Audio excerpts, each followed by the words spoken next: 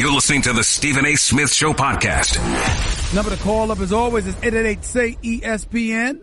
That's 888-729-3776. If your big Mother's Day surprise consists of one well-crafted text message, you need to step it up with 1-800-FLOWERS. Right now, you can get 24 multicolored roses plus a free vase starting at $29.99. For details, go to 1-800-FLOWERS.com. Click the radio icon and enter code Stephen A.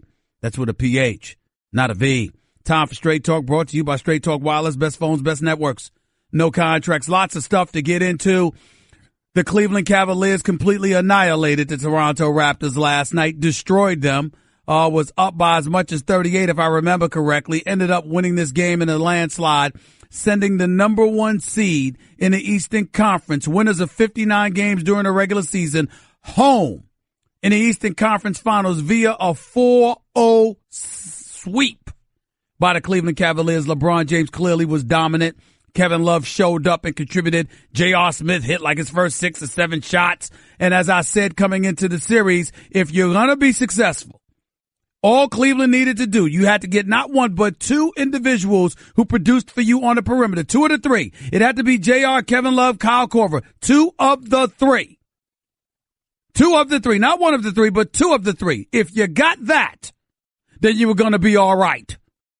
And as a result, because they got that, because Kyle Korver, because J.R. Smith, because even George Hill got into the mix, with Kevin Love hitting 9 of 13 from three-point range, the Cleveland Cavaliers ran the Toronto Raptors out of the building. I am incredibly sad for my man Dwayne Casey, who I consider to be one of the best coaches in the NBA, but he didn't have the horses. He didn't have the horses. DeMar DeRozan is a star, but there's levels to this, ladies and gentlemen. And he clearly showed that LeBron is in a whole other stratosphere. Unlike Kevin Durant, who stepped up in the NBA Finals while LeBron was averaging a triple-double, and KD, meaning Kevin Durant, decided to average 35 and 8 along the way to win NBA Finals MVP honors. DeMar DeRozan was nowhere in the vicinity. Period. There's no other way to slice it. I hate to say it. I hate to feel that way. I feel bad because I like him. But the bottom line is clear. And the bottom line is that DeMar DeRozan and Kyle Lowry don't work. I don't blame Kyle Lowry.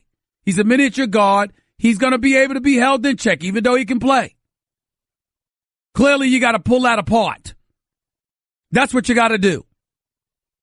There's no other way around it. In the case of Philadelphia and Boston, this is a series that did not end in a sweep because Philadelphia survived. They won Game 4. The Boston Celtics, courtesy of T.J. McConnell of the Philadelphia 76ers, getting 38 minutes of career high, scoring 19 points of career high. This guy showed out against Terry Rozier, against Marcus Smart, and as a result, propelled the Philadelphia 76ers to victory, avoiding a sweep. Do I believe they're going to win Game 5? No. But if they win Game 5, I think it's going to be a 7-game series because I think Philadelphia is going to go back and win Game 6 Friday night. So what this comes down to is a 1-game series. Can Philadelphia survive Boston? Can they get out of Boston? Can they find a way to prolong this series? My answer is no. It's not something that I see. We'll get into all of that as the show progresses because those things need to be dissected and broken down. But one of the things that we've got to talk about as well is the New York Knicks head coaching job. And why is that relevant? Because obviously a lot of people out there believe the biggest reason David Fizdale got the head coaching job is because he's got an in with LeBron James. He was an assistant on that Miami Heat squad when they went to 4 straight NBA Finals, won back-to-back titles. LeBron James was his star pupil, along with Dwayne Wade and Chris Bosh. And there's no way on earth that anybody can imagine that if when LeBron becomes a free agent, that Fizdale can't even get in a room to talk to him. That's not going to happen. Fizdale is not Phil Jackson. LeBron will meet with David Fizdale. He'll have a conversation with David Fizdale.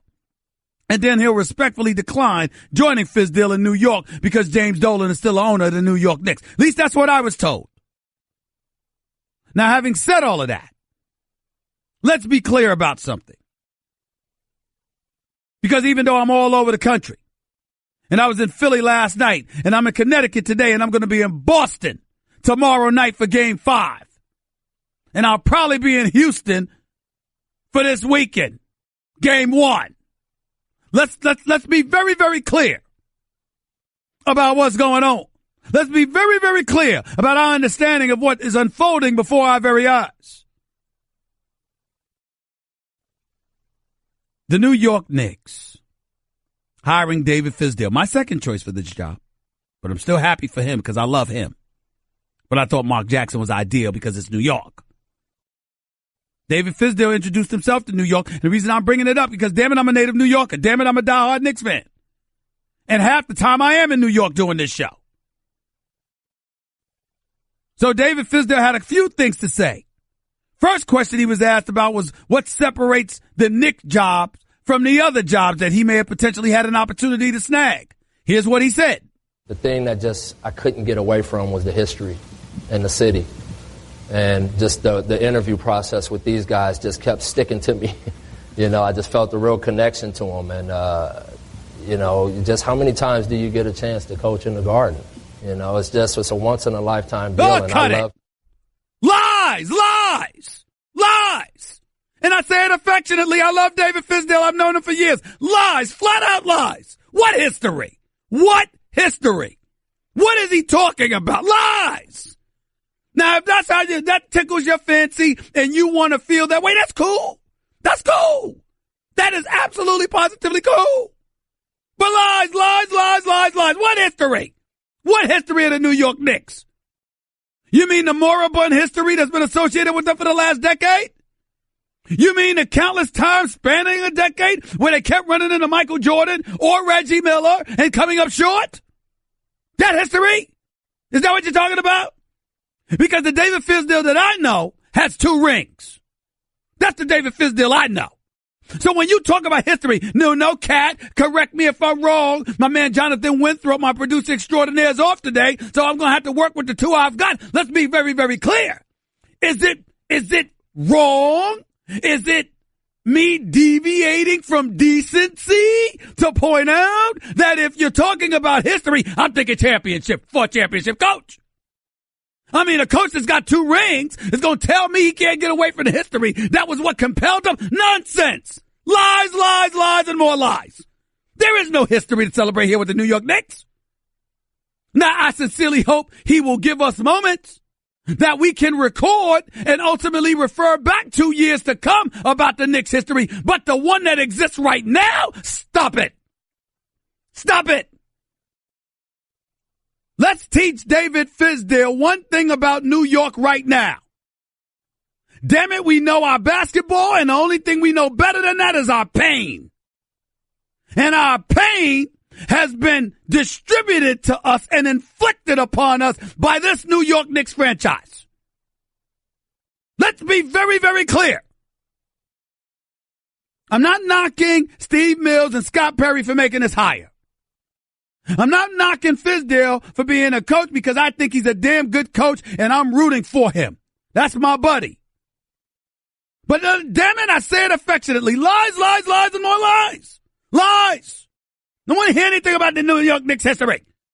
I'll give you some history, David Fizdale. I'm 50.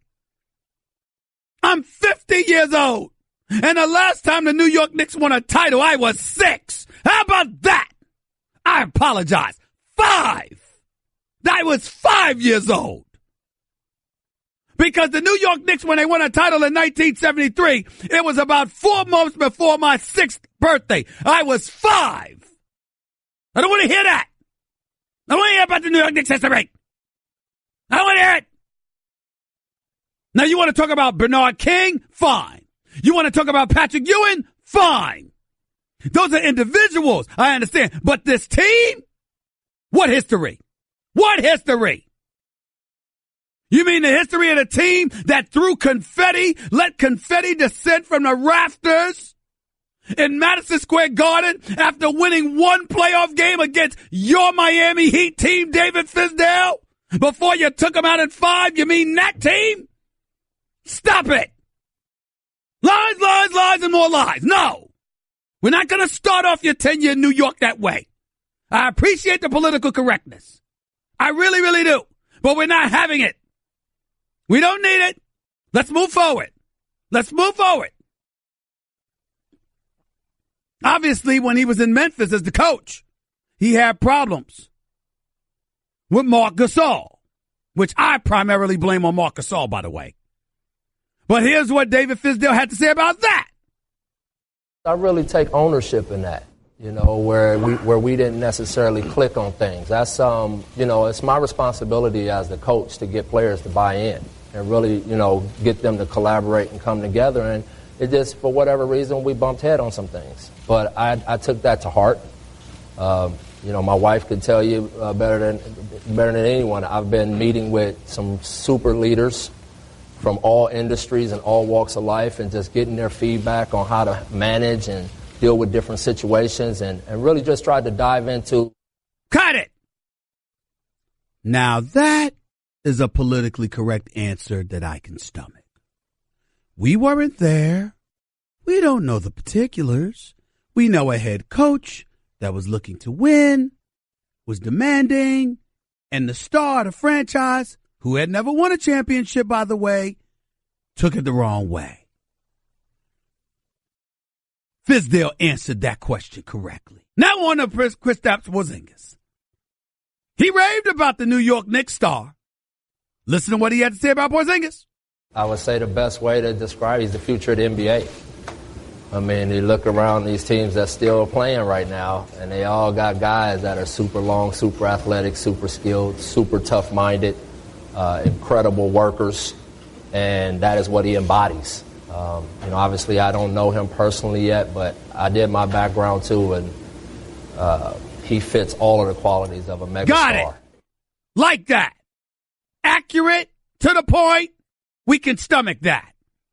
But brace yourself, because Scott Perry, the GM, and Steve Mills, the president, was there with Fizdale, and they were asked about the timetable for the New York Knicks and their success, what you're looking forward to. Listen to what they had to say. Our timetable is that we're going to embrace the journey every day to get better and better every single day. I think that's the key, and I think I mentioned it earlier, and David just brought it about not skipping steps. You can't skip steps to becoming a championship caliber team. It just doesn't happen. I haven't seen it happen. No. And we don't have magic wands to make that happen. But the magic formula, if you will, is the daily grind. Yes. Being committed, being consistent to what we're going to be about. I think that's what you can sense and feel that we're establishing here, and that's what we're very, very excited about. So that's what we're going to do. And obviously, every time we go out to play, we want this ball club to win. We're going to be trying to win each and every night, and I'm sure I speak for Coach on that as well too. But the key in being able to become a winner, you just got to get good at the simple stuff. That right there. That was Scott Perry talking. I know Steve Mills' voice. That wasn't him. Scott Perry would know something about that because he was in Detroit when they went to 6 consecutive conference finals, including back-to-back NBA Finals appearance, and won a title, beating the Los Angeles Lakers before losing the following season in 7 games to the San Antonio Spurs when Rasheed Wallace blew Game 5 by leaving Robert Horry wide open in the corner. But that's a different story for another day because I love my man Rasheed Wallace. Having said all of that, let me be very, very clear. Scott Perry didn't say anything wrong there because it's about the grind. It's about doing the work on a daily basis. The successful teams have that going on for themselves. When we look at LeBron James right now and we see what has transpired throughout these playoffs, that's a product of repetition, of commitment, and leadership. Obviously, with him being the ringleader. We can't ignore that. We have to appreciate that, and we have to go from there. So that's point number 1. Point number 2, what LeBron has been doing, everyone outside of the Warriors is striving to do. Right now, if you're a member of the Houston Rockets, you're up 3-1 on the Utah Jazz. You want me to tell you what's most impressive about Houston? It's not that they're about to be en route to the conference finals, which would be the first of the illustrious career of CP3. It's about the fact that you responded the way that you responded after being beaten by Utah in Game 2. Houston came out mad. We know James Harden is great. We know CP3 is great. We know Clint Capella has been a significant upgrade from the days of Dwight Howard because of his ability to run the floor and be effective while integrated into that particular system. We get all of that. We've seen Trevor Ariza. We've seen Eric Gordon. We've seen PJ Tucker. We've seen Gerald Green. We've seen all of these guys. The point of the matter is we have to give credit where credit is due to the offensive brilliance of Mike D'Antoni. The fact that Fizdale and the rest of the crew have incorporated a defensive philosophy along with the addition of Chris Paul that has really elevated their level of play. Not to mention the fact that they are more focused and disciplined than ever. And if you're going to beat the Golden State Warriors, that's how you got to do it. It's not just with skill. It's about matching their level of discipline and tenacity all rolled up into one. This is what's required. This is what's mandatory. This is what's so pivotal. And this is exactly what the Houston Rockets are doing. They came on the court in Utah, ticked off that they lost game 2. They didn't give Utah a chance. Donovan Mitchell was my rookie of the year was no factor in game 3. 0. Meant nothing. Game 4 wasn't that impressive either, but he tried and he was a bit more apparent. But he just couldn't do but so much. Rudy Gobert, the best thing about Rudy Gobert in this series are the outfits that he's worn into the arena. Clearly he's from France. It's the best thing you can say about him. The rest of the crew, non-existent. Period. Just non-existent. And if you are a fan of the Houston Rockets and you truly believe they have a legitimate shot to win the crown, this is how they got to look. They got to play upset. They got to play angry. They got to play with an attitude. And it can't be saved for Golden State. Because it's not enough to turn it up a notch once Golden State arrives. You want to send a message to Golden State. We're coming. What do you think Golden State did this weekend? When they blew out New Orleans in game 4 after getting shellacked in game 3. Steph Curry, Kevin Durant, Draymond Green sending a message to Kevin Durant in the middle of the night. I need to see that dog. I need to see that dude. And what Kevin Durant said, I got you. Now, it would be nice if Draymond Green didn't have to send a damn text in the middle of the night. This is something that Kevin Durant knew to do on his own, but that's neither here nor there. The point is, Kevin Durant steps on the court, handles his business. Steph Curry does the same. Klay Thompson does the same. Draymond Green does the same. Andre Iguodala does the same. But by the way, having said all of that, I know everybody's been raving about quote-unquote the Death Squad or the Hampton Five. Can we stop it? Please, pretty please, with sugar on top. We've seen plenty of starting fives in a game of basketball that might have taken those dudes out. Can we stop? I like Andre Iguodala. Love me some Draymond Green. And you know I think that Kevin Durant, Klay Thompson, and Steph Curry are 3 of the greatest shooters this game has ever seen. But can we stop the Death Squad? Just stop. Did they look like the Death Squad Friday night against New Orleans? No, they didn't. Stop. Just stop it. But nevertheless, they come back Sunday and they put Houston on notice. Here we come. Here we come. That's what champions do. That is what the Houston Rockets have to do in order to win this series against the Golden State Warriors. This is some special stuff, y'all. And you know what's so beautiful about it? LeBron is right in the middle of all of this, whether you like it or not. Because, yes, the likelihood is that he's going to come out of the East again. Everybody talk about his greatness. Listen, I'm not denying LeBron's greatness. He's the best player in the world right now. But I will tell you, he's lucky as hell. Lucky as hell. Because guess what? The path, the road traveled to prosperity has been rife with a bunch of luck. Indiana Pacers, puppies, with a star in Victor Oladipo that we never knew was a star until this season. He was the number 1 option for the first time in his career.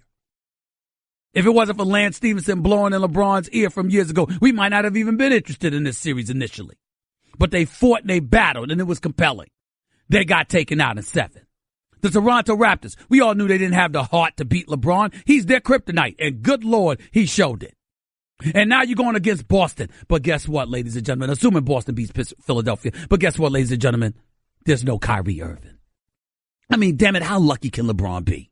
How lucky can he be?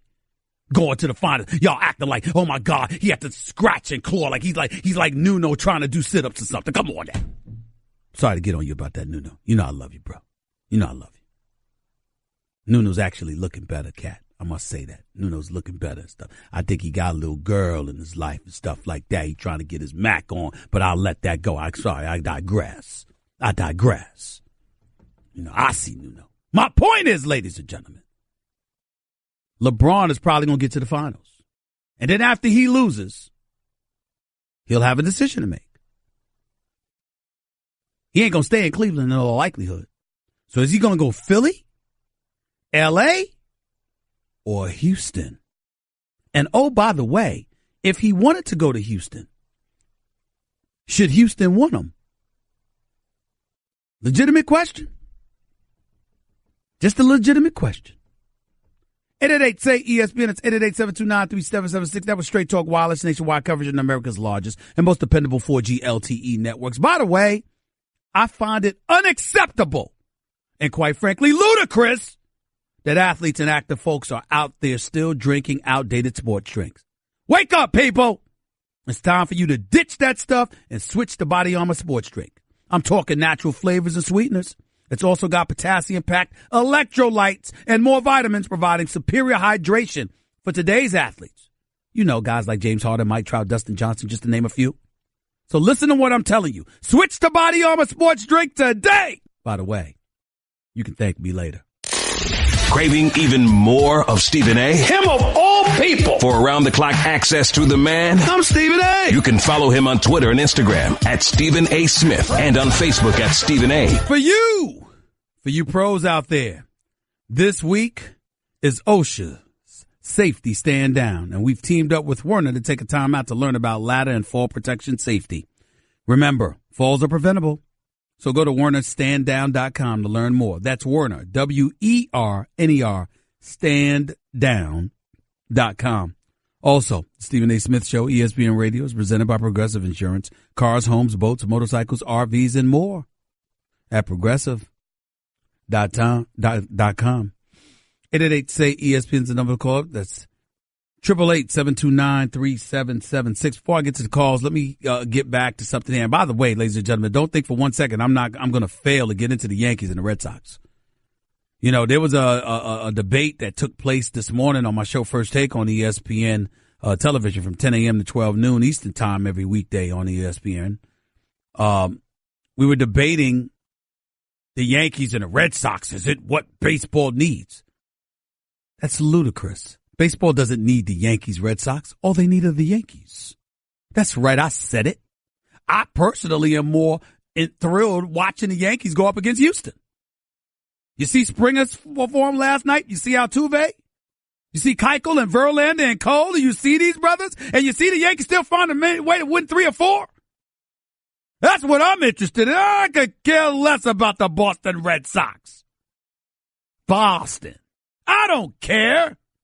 Nominated New Yorker, so I say that facetiously, affectionately, and all of that other stuff. Because I'm getting ready to be in Boston tonight, and they know I'm a New Yorker, and they get on me. But I got to tell you, the Boston fans treat me great. They love and hate me all at the same time, and I absolutely love it.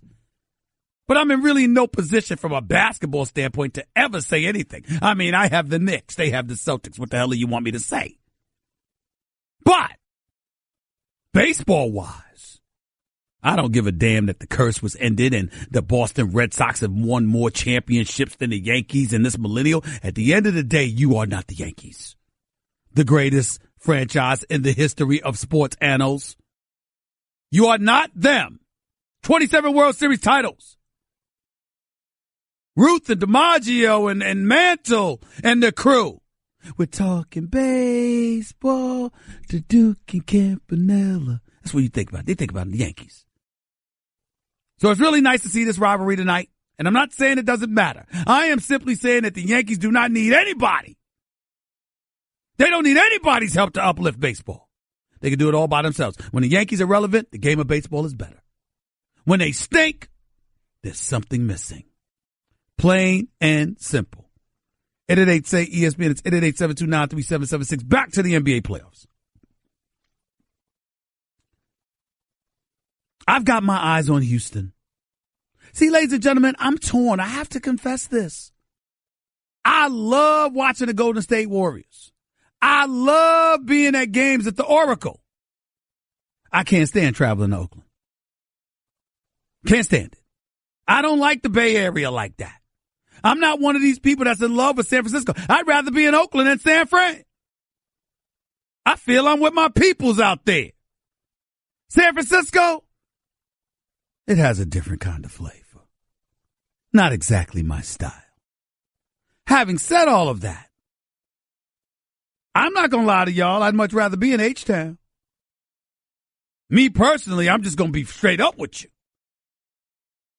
I'm a fan of Chris Paul. I think that Chris Paul, anybody that had any doubts about Chris Paul, Nuno, and I said to all of y'all, how have the Clippers looked since he's been gone? Have you seen the drop-off? Ain't quite the same without CP3. Say what you want. He's a superstar point guard. To be his size, his height, not playing above the rim, I don't think I've ever seen Chris Paul dunk. Doesn't matter. Flat out superstar. Who, by the way, has improved his perimeter shooting significantly. Houston can win it all. Now, do I think they're going to? Now, I got to see that to believe it because, yeah, I think they could beat Cleveland, but you got to get past Steph Curry and the crew. And yes, it's a foregone conclusion to me that the Pelicans and the Utah Jazz are losing their series. Absolutely. Without question. I'm not apologizing for that. That's how I feel. And it's going to be a fact in a matter of 24 hours. This series ain't going past 5 in either series as far as I'm concerned. I think the collision course is imminent and pretty damn much guaranteed. As we have stated, Houston's going to have home court advantage. I believe that the Golden State Warriors and the Houston Rockets are each going to protect their home court for the first 6 games. And there will be a Game 7 at the Toyota Center in Houston, Texas, where Steph Curry, Kevin Durant, and Klay Thompson somehow, some way will find a way to come through. That's just what I believe. It's just what I believe. 888-SAY-ESPN. It's 888-729-3776. In the East, I'm going to say it again. No disrespect to LeBron James. I mean, it's gotten so bad with all of these sensitive folks that feel the need to support LeBron James so much that I actually had a graphic put up created by First Take. And they revealed it today. And I want the graphic up there on the screen anytime I'm talking about LeBron James. Because God forbid I actually say a critical word about him. God forbid. I mean, I don't know if this league office is listening or people from New York to L.A. and everywhere in between or one of the coaches or former coaches or players or whatever. I ain't even get into his boys. And we didn't even include the fans yet. I mean, it is so ridiculous. This dude is so pacified. I'm trying to figure out why I haven't seen LeBron James do a diaper commercial. I mean, that's how bad it is. You can't say anything about this guy without people losing their damn minds. So I made sure on First Take this morning to create a graphic, and please watch First Take on ESPN. It's on every weekday from 10 a.m. to noon. But an hour before it expires, an hour before I come right here on these airways. But you hear me over the airways. You'd see it on television. It's a graphic, Nuno, that I created for television. And on the graphic, it says LeBron James, great father, great husband, great basketball ambassador. I talked about his foundation, his philanthropy. I said, did I leave anything out? I mean, listen, should I have added King there, even though you're not wearing the crown right now? It's the Golden State Warriors. Should I have added the crown there? Should I have done that? I need to know. Maybe I should talk to David Fizdale and ask him, is there anything else that I can do to make sure that everybody knows I think LeBron James is one of the greatest ever? Right now, I think there's a legitimate argument to be made between him and Kareem Abdul-Jabbar as who is the number 2 on the Mount Rushmore of all of basketball. I mean, did I leave anything out? I want to know. Did I leave anything out? Because God forbid that I say give a single critique about this man. I have crucified him. That's how bad it is. If you say something, if LeBron passed gas and you don't say it's perfume, you got a problem. You got a problem. You can't say anything about this guy without people losing their mind. He could go on the court, shoot 1 for 20. Man, why you got to bring that up? Duh, because I was watching the game and it happened. No, you can't do that because it's LeBron. It's LeBron. You can't, you got to make sure. I want to make sure everybody knows. He's a great father. He's a great husband. Did you see him hugging the kids last night, y'all? Did you see him hugging the kids and kissing them on the head and doing, the whole routine? Like, they weren't J.R. Smith or whatever, but it was like they were one of the fellas. Did you see that? Did you see that?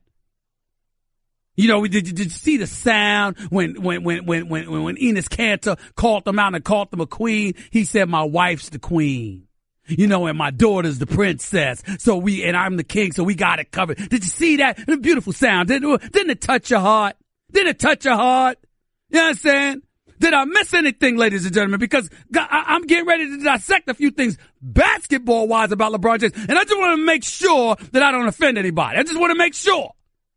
I want to make sure because I got 100 things to talk about LeBron. 99 are going to be positive, but I might point out one thing. One.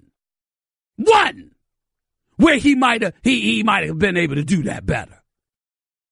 Because in the world that I'm talking about, you've now crucified LeBron. 99 things. Okay? None of them problems, by the way. Ain't 99 problems. 99 positive things. But the one thing you might point out that might be slightly critiqued, good God, you got a problem. That's the word according to that's the word of LeBron that we're living in, y'all. When he loses another NBA Finals, Stephen A., look at who he carried it. Never mind that he's responsible for the team being worse than what they were because he had something to do with Kyrie being gone. Well, never mind that. Oh my God. I just said that over the airwaves. ESPN, please don't get me in trouble. Please. I didn't mean it. I'm sorry. Do I need to apologize to the bosses, anybody? Because we got some LeBron fans running around ESPN too. Do I need to apologize to somebody? Nuno, you're one of my producers. Am I worried? Should I be worried about getting suspended? I just finished pointing out a critique about LeBron. He had something to do with Kyrie being gone. Am I going to get suspended? Am I going to lose my job? That's just a sample of what you'll hear on the Stephen A. Smith Show. Weekdays at 1 p.m. Eastern on ESPN Radio and the ESPN app.